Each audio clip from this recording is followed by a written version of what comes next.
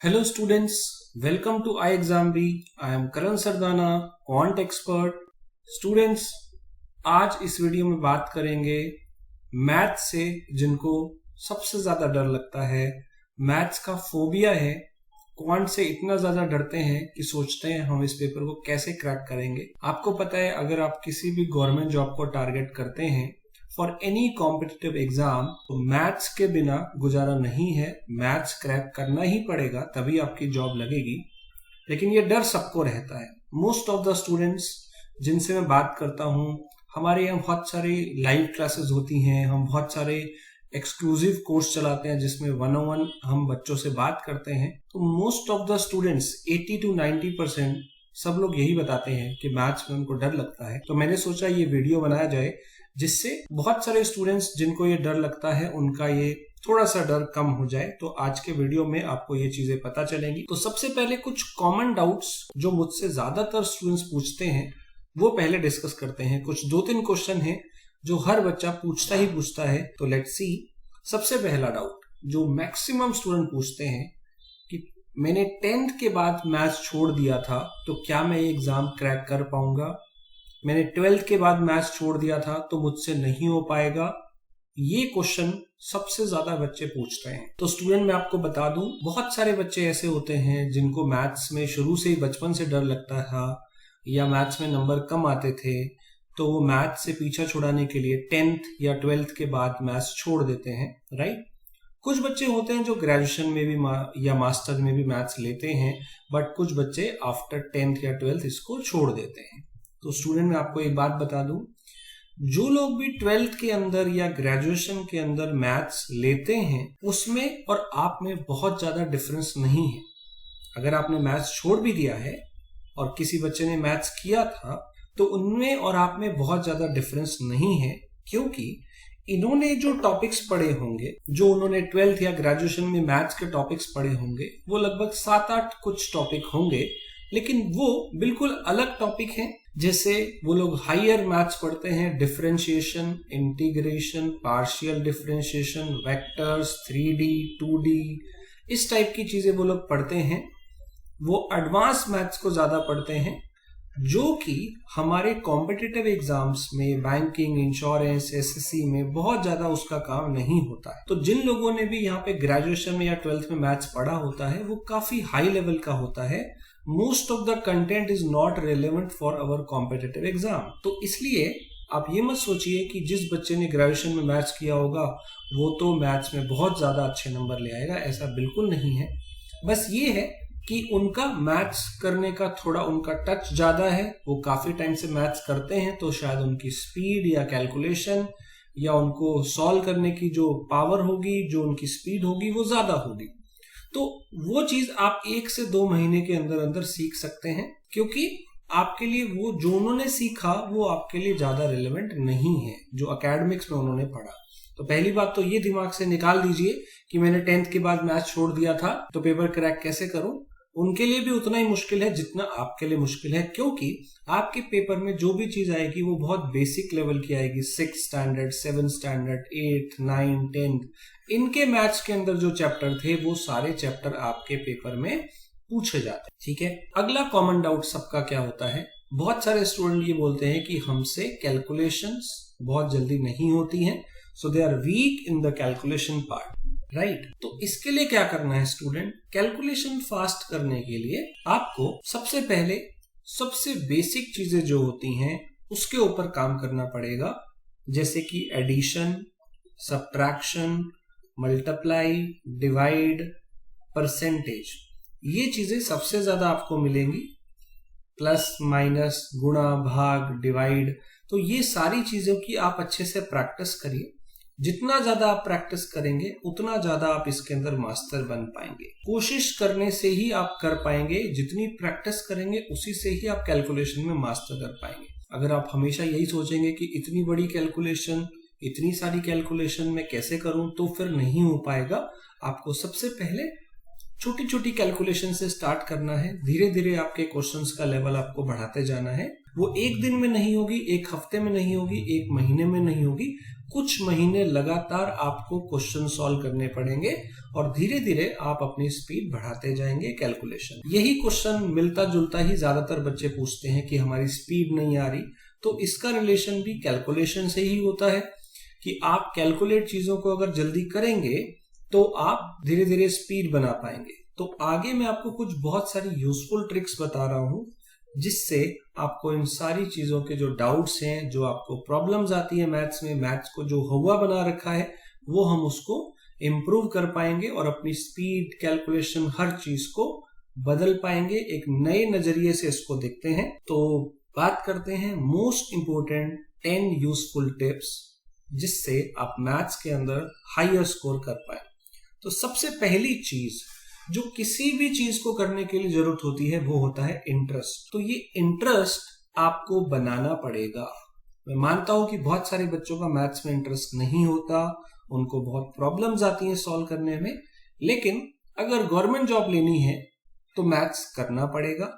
और मैथ्स करना पड़ेगा तो बिना इंटरेस्ट के नहीं होगा। सबसे पहले आपको इसमें इंटरेस्ट बनाना पड़ेगा। इंटरेस्ट आप ऐसे भी बना सकते हो कि देखिए, अगर आप अपनी लाइफ में, लाइफस्टाइल में जो भी चीज देखते हैं वो सब मैथ्स के ऊपर ही होती है। अगर आप अपनी काउंटिंग कर रहे हैं तो वो मैथ्स है। हर चीज को आप देखेंगे तो हर चीज में ही मैथ्स छुपा हुआ है। आप उसको इंटरेस्ट लेके कर सकते हैं, राइट। इंटरेस्ट बनाइए, ये सोचिए कि मुझे करना है और इसके अंदर मुझे इंटरेस्ट लेना है।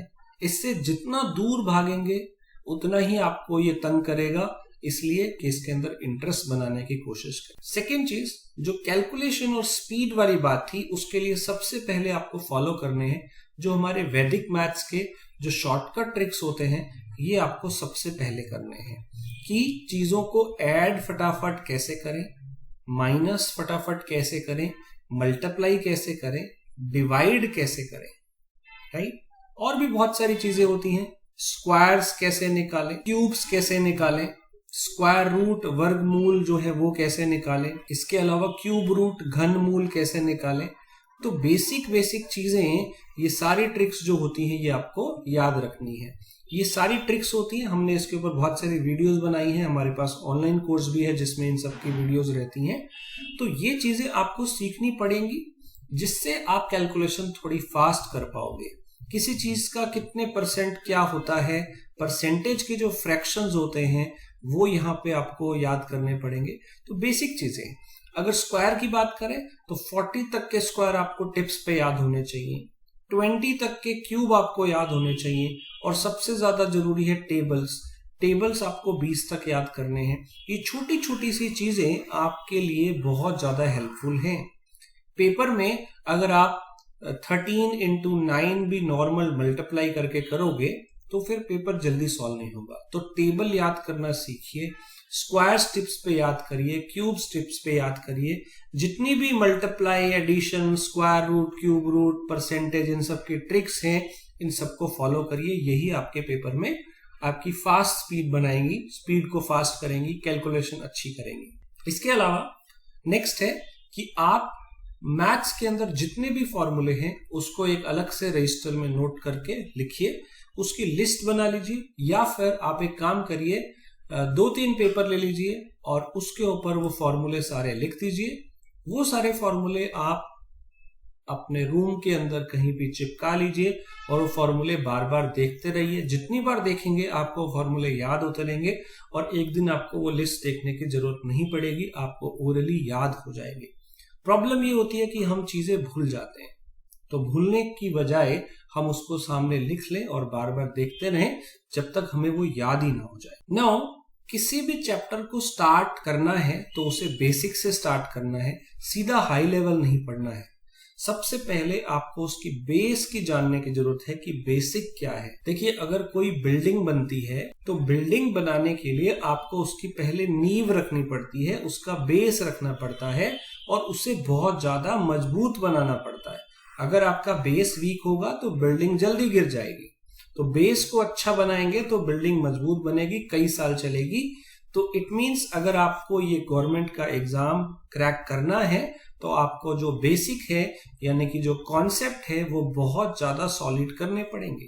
स्पेशली अगर आप बैंक पीओ जैसे एग्जाम को टारगेट कर रहे हैं फॉर एग्जाम्पल, तो आपको शायद पता होगा वहां पे प्री जो है वो इजी टू मॉडरेट लेवल का रहता है, लेकिन जो उसमें मेंस होता है वो आपका डिफिकल्ट लेवल का रहता है। तो यहां मेंस डिफिकल्ट तभी आप क्रैक कर पाएंगे जब आप कॉन्सेप्ट में बहुत ज्यादा अच्छे होंगे। प्री के अंदर आप बहुत सारी ट्रिक्स का यूज करके हो सकता है कि बाय चांस आप प्री निकाल लो with the help of tricks, लेकिन मेंस के अंदर ट्रिक्स बहुत ज्यादा काम नहीं आएंगी, वहां आपके कॉन्सेप्ट्स काम आने हैं। तो सीधी सी बात है, कॉन्सेप्ट अच्छे होंगे तो प्री में भी हेल्प मिलेगी, मेंस में भी हेल्प मिलेगी, और बिना कॉन्सेप्ट के मेंस तो क्रैक नहीं कर पाओगे। तो इसलिए सबसे जरूरी है कि जो टॉपिक करें हम वो बेसिक से करें। जब भी कोई टॉपिक स्टार्ट करना है तो उसकी जितनी बेसिक वीडियो है वो देखिए, उसके बाद उस चैप्टर के ऊपर जितने ज्यादा आप क्वेश्चन प्रैक्टिस कर सकते हैं, बट लेवल वाइज करिए। पहले आप कुछ इजी क्वेश्चन करिए, फिर मॉडरेट करिए और फिर डिफिकल्ट करिए। अब एक और चीज इंपॉर्टेंट है, मैथ्स करते हैं तो उसमें क्या होता है, कुछ बच्चे मैथ्स थोड़ी देर ही कर पाते हैं फिर छोड़ देते हैं। क्वेश्चन सॉल्व नहीं हो रहा, मूड ऑफ हो गया, कोई क्वेश्चन सॉल्व ही नहीं हो रहा, तो क्या करें। तो ऐसे केस में कोई भी क्वेश्चन अगर आपका सॉल्व नहीं हो रहा है तो उसको एक बार साइड पे करिए, अगला क्वेश्चन ट्राई करिए। मतलब आप अपनी प्रिपरेशन को बीच में रोकिए मत। आप कम से कम जब आप ये टॉपिक पढ़ते हैं कोई भी, तो कम से कम 1.5-2 घंटे के लिए मैथ्स का टॉपिक जरूर करें। ये नहीं कि हमने आधा घंटा मैथ्स रोज पढ़ना शुरू कर दिया, आधा घंटा आज, आधा घंटा कल, आधा घंटा परसों। हाफ एन आवर में कुछ नहीं हो पाएगा। कम से कम 1.5-2 घंटे चाहिए मैथ्स जब आप कर रहे हैं, तो प्रैक्टिस करने के लिए 1.5-2 घंटे कोई भी टॉपिक चाहिए। तो अगर आपको उस टॉपिक के बारे में थोड़ा बहुत भी जानना है तो कम से कम 1.5-2 घंटे प्रैक्टिस करनी पड़ेगी।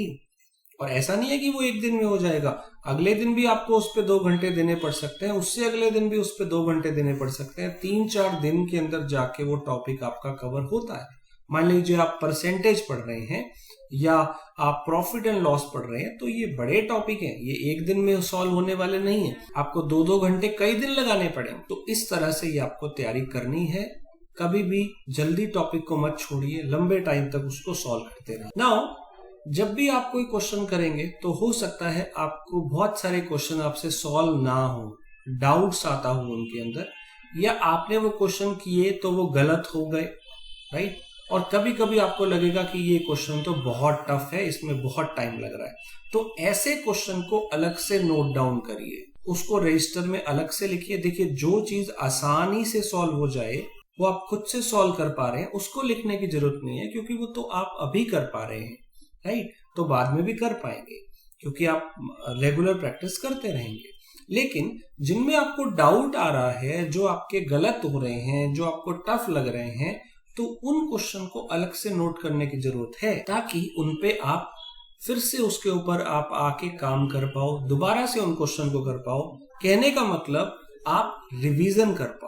तो ये भी बहुत इंपॉर्टेंट पॉइंट है कि मैथ्स के अंदर यहाँ पे रिवीजन जो है वो बहुत ज्यादा जरूरी होती है, क्योंकि हमारे पास इतने सारे चैप्टर और क्वेश्चन और फॉर्मूले हैं कि अगर आप उनको रिवाइज नहीं करेंगे तो काम नहीं चलेगा। क्योंकि देखिए, आपने आज जो टॉपिक पढ़ा उसको आप दोबारा तो पढ़ेंगे नहीं।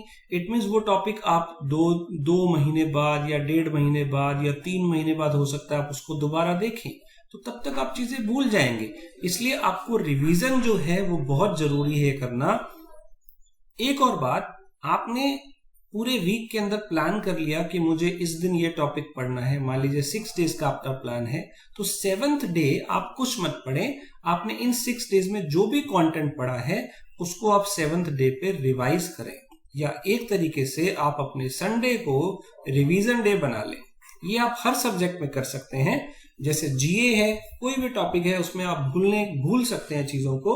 तो कोशिश करिए कि जो भी आपने पूरे वीक में पढ़ा उसको संडे को रिवाइज करें, चाहे वो मैथ्स के फॉर्मूले हो, चाहे वो मैथ्स के क्वेश्चंस हो, आप उन क्वेश्चन को रिवाइज कर सकते हैं। मैंने आपको कहा था कि टफ क्वेश्चन, डाउट वाले क्वेश्चन या फिर रॉन्ग क्वेश्चन जो आपने किए, वो सारे जो हैं आप उनको नोट करिए और उसको आप रिवाइज हर संडे करते रहिए। नाउ जब भी आप कोई टॉपिक पढ़ रहे हैं तो बहुत जरूरी है कि उस चैप्टर की अच्छे से प्रैक्टिस की जाए। फॉर एग्जाम्पल, आप एक परसेंटेज का टॉपिक पढ़ रहे हैं तो परसेंटेज के टॉपिक ये नहीं कि आपने उसको सिर्फ 1-2 घंटे का टाइम दिया और उस पे 30-40 क्वेश्चन कर लिए, तो ऐसा करने से आपकी स्पीड नहीं आएगी। आपको कम से कम वो टॉपिक 6-7 घंटे के लिए पढ़ना पड़ेगा, तब जाके आपको उसका थोड़ा बहुत समझ में आएगा और उसके क्वेश्चन भी आपको कम से कम 200, 250, 300 क्वेश्चन आपको प्रैक्टिस करने पड़ेंगे। अगर आप 200-250 क्वेश्चन एक टॉपिक के करोगे तब आपको चीजें समझ में आएंगी कि ये क्वेश्चंस किस टाइप के हैं। इतने सारे टाइप के क्वेश्चन कैसे समझ में आएंगे? जब आप उसकी खूब सारी प्रैक्टिस करोगे और उनको अलग से नोट करोगे, उनकी अलग से रिवीजन करते रहोगे, और तभी आपको वो ट्रिक समझ में आएंगी। अगर सिर्फ एक ही क्वेश्चन किया और उसकी ट्रिक्स याद कर ली तो समझ में नहीं आएगा जब तक आप उसको बार बार प्रैक्टिस नहीं करते हो। तो रिवीजन बहुत जरूरी है। चैप्टर वाइज आपको हर चैप्टर पे टाइम देना है, हर चैप्टर के खूब सारे क्वेश्चन प्रैक्टिस करने हैं। अब आता है practice of the section test. ये सबसे ज्यादा इंपॉर्टेंट एंड क्रूशियल पार्ट है आपकी प्रिपरेशन में। जब आपका एक्चुअल पेपर आएगा तो उसमें क्या होगा स्टूडेंट, आपको एक क्वेश्चन प्रॉफिट एंड लॉस का दिखेगा, फिर अगला क्वेश्चन आपको परसेंटेज का दिख जाएगा, फिर अगला क्वेश्चन आपको एवरेज का दिख जाएगा, फिर अगला क्वेश्चन आपको किसी और टॉपिक का दिख जाएगा। तो होगा क्या, आपको हर एक क्वेश्चन में अलग अलग चैप्टर दिखेंगे। तो ये एक बहुत बड़ी प्रॉब्लम है जो बच्चे फेस करते हैं कि एकदम से चैप्टर स्विच हो जाता है। तो इसके लिए आपको सेक्शन टेस्ट प्रैक्टिस करने होंगे।